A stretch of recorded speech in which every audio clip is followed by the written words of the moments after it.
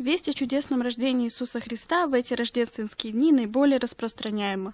Для верующих Пресвитерианской церкви Улан-Удэ это время особой евангелизации. Театральная группа верующих совершила ряд выездов с праздничным рождественским спектаклем в разные поселки республики. Первое выступление прошло в селе Усть-Брянь. Перед началом спектакля с поздравительной и евангельской вестью выступил пастор по местной церкви Ирина Ключук. Спектакль под названием «Сновидение перед Рождеством», подготовленный верующими, прошел с большим интересом у зрителей. Мне очень приятно видеть, что в этом спектакле принимало участие в основном молодежь.